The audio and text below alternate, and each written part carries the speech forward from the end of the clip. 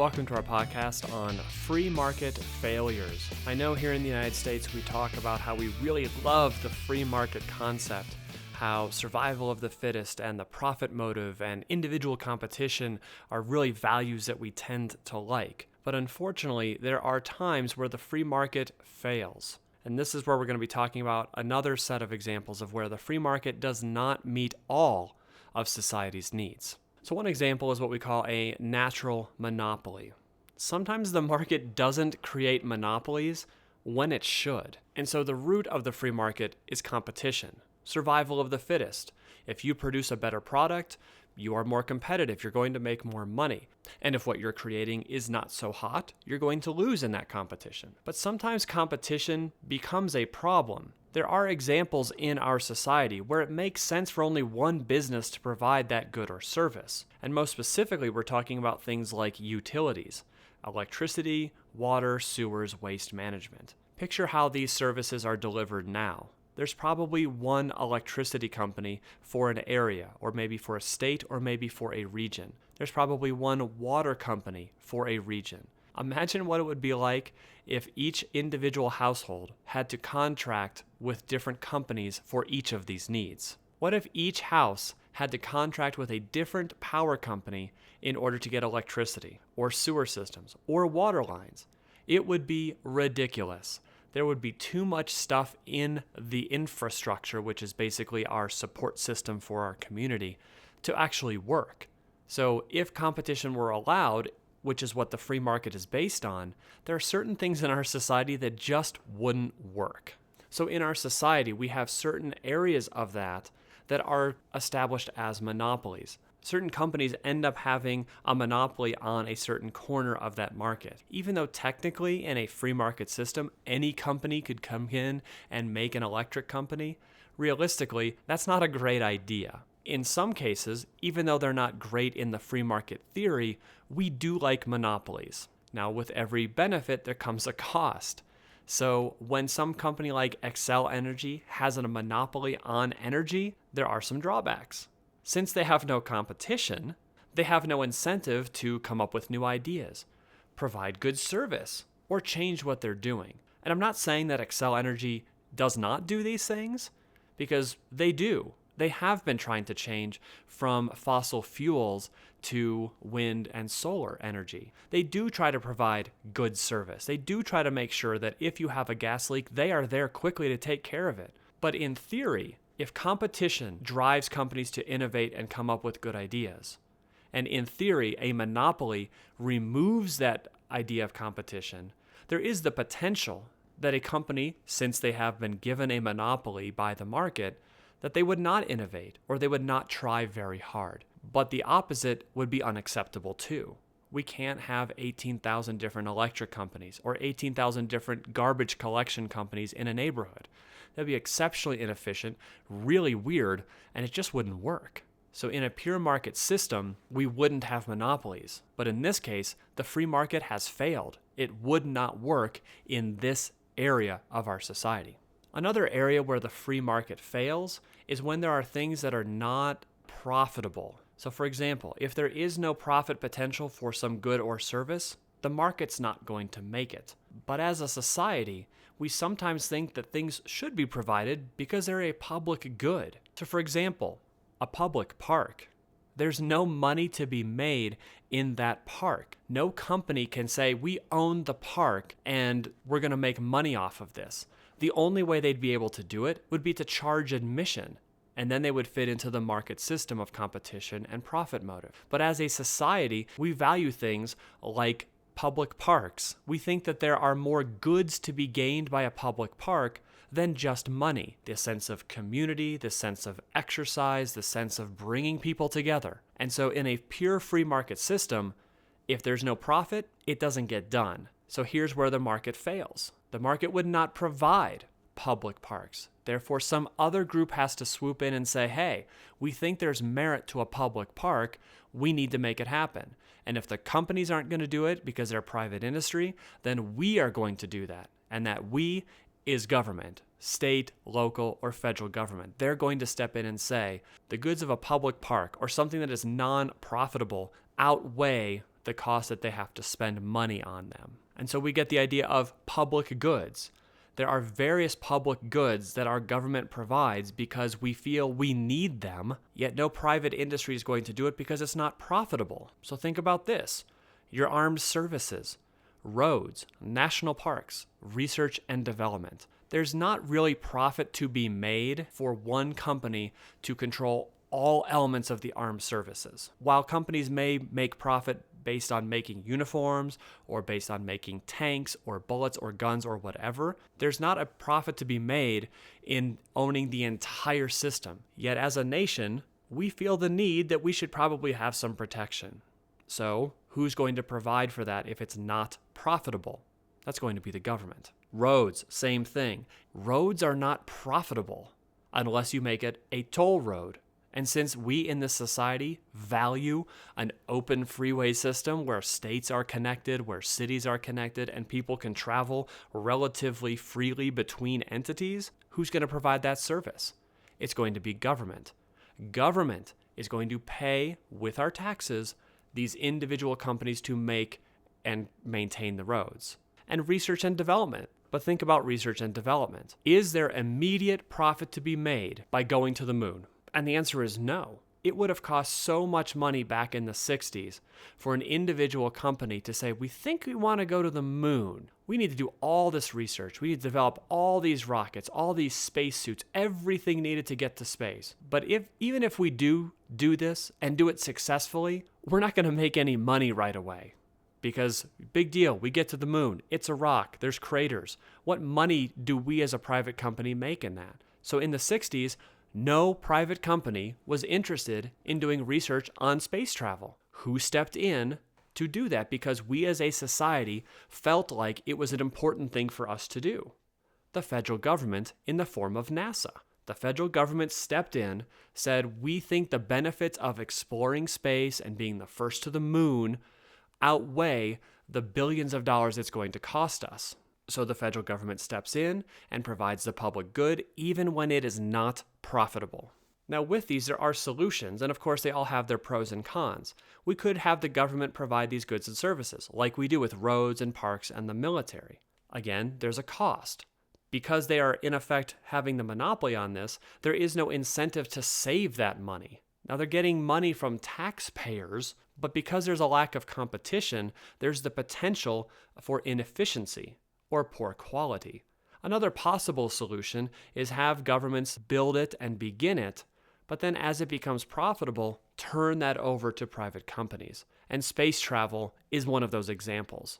Again, in the 60s, there was no profit to be made with the research around space travel. So the federal government and NASA stepped in and said, even though there's no profit, we're going to do this because we think there's a benefit. But now, in 2015, as space travel has started to make inroads in potential profitability, the federal government isn't interested in some parts of that. And new private companies, so elements of the free market, are popping up all over to try and take that part of space travel. SpaceX and Virgin Galactic are privately owned companies looking to make a profit on potential space travel. Space tourism, they call it. You want to go out into space for an hour's trip? That's totally fine. You can go on a Virgin Galactic space shuttle. You can pay $250,000 to do it, but it meets the free market principles. They make profit. You get what you want. There's competition. If you don't want to pay $250,000, you can maybe pay less with SpaceX. But at its original root, something like research and development around space travel met that criteria of not profitable. Therefore, the market had no interest in it, and some other group had to come in, and that group is going to be government. Another example of where the government can step in when something isn't profitable is in the form of a subsidy. This is when government works with these private companies, not does something first and then turn it over to somebody else, but actually when they are working with them from the start. And so a subsidy is an incentive for companies to produce a certain product. And the biggest subsidy that we have going on in the United States right now is that we pay farmers to make corn. Corn itself isn't all that profitable in terms of what its value is in the market, but the federal government has seen a benefit to having more corn being made. because it can be turned into things like plastics, batteries, diapers, high fructose corn syrup, so very cheap sweeteners. When it's not profitable for farmers to do this, when the government wants to encourage them to make that product, they might do that in the form of a financial subsidy. The government swoops in, pays them a little bit more money to make sure that they're making corn. Because again, if this was a free market scenario and farmers were saying, hey, I can't make any money on corn, I'm not going to make corn, there would be a problem. And so since it benefits more than just the farmers to have that corn, somebody swoops in to say, hey, it's not profitable, but we want you to make it anyway. This time it comes in the form of a subsidy to farmers. And the third way that a free market system oftentimes fails is in the concept of equity and fairness. Because there are winners and losers in a market system, and basically it's survival of the fittest, the market does not look to share its goods and services equitably. It looks to share them with the people who can pay for them. But again, in our society, we tend to value that some goods and services should be available to everyone equally. Now, the different political parties are going to debate which things should be shared equally and quote unquote how equally to each person. But for the most part, we feel that some goods should be shared equally. That's not what the market would do. In effect, that's a market failure. Should public education be shared freely and equitably and fairly to all citizens of this nation? I guess you'd have to answer these questions, like, does public education help society? Is it better to have an educated workforce? Is it better to have an educated electorate, meaning people making political decisions? And if you do agree that people should be relatively intelligent to make those decisions, how are you going to do it? How are you going to educate them? In a free market system, if you could afford better education, you'd have to pay for it.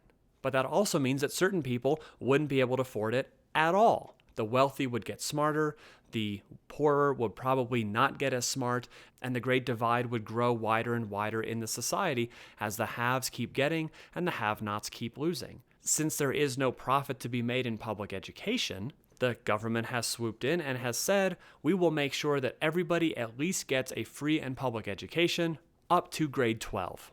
And so this serves as another example of market failure. In a pure free market where competition and profit motive reigns, then education would look a lot different than what it looks like today. Basically, it'd be exceptionally competitive and it'd be all privatized education. And so kind of a summary here, if public goods like parks and schools and post office and roads were left to market forces where profit drives everything, things that we take for granted as a public good would become something we'd have to pay for. We'd have to pay tolls on every road. We would have to make contracts with individual police forces and firefighting services. If the market drives on profit, then companies would be looking to make profit from these enterprises. And sometimes we don't think that they should. Maybe that's not the best way to run a society. And so this counts as an example of market failure. The free market system cannot provide these types of things. It cannot provide for public goods that are not profitable. And so another entity has to come in, and that entity is the government. And so because we have a system that is somewhat free market, but also somewhat command, meaning that the government is involved in the economy, we have a mixed economic system. And so the benefits of that you can see from what we just talked about. We have governments keeping an eye on the quality of our meats. We have the government keeping an eye on the quality of our products. You have the government trying to provide equal access on some things to most or all Americans. Those are some benefits. But with every benefit, there's a trade-off. We do lose some economic freedom. Well, what if I am exceptionally wealthy and I don't think that my public schools are doing a great job? Do I have to send them to a crappy public school, or can I pay more to go to a quote-unquote better school? And in this case, you can. At the very least, we provide a good public education to our students. But if there are people who think that they can get more by paying more, they're welcome to do that because there are private schools out there. There's also the possibility that we would lose efficiency or lose innovation if the government is swooping in and taking care of these public goods. Public education hasn't fundamentally changed in a long, long time. And many people are very critical of that, saying that this is because there is no competition. If there was free market competition in the area of education, then your high school would be forced to innovate, would be forced to get better, would be forced to spend its money more efficiently, or they would lose out to a neighboring school. So some people want to enter those market forces into something like a public good. The benefit is everybody gets to go to school until 12th grade for free. Granted, you're paying through taxes, but that's an aside. But you get free access to public education. But the trade-off is it may not be all that efficient and it may be kind of non-innovative. But when we do that cost-benefit analysis, what's going to be more beneficial to a society? A super-duper crazy, innovative, very trendy education system, or one that gets the job done for most kids most times? So that's it for now in terms of free market failures. Again, the free market, pretty groovy system. A lot of good things come out of that.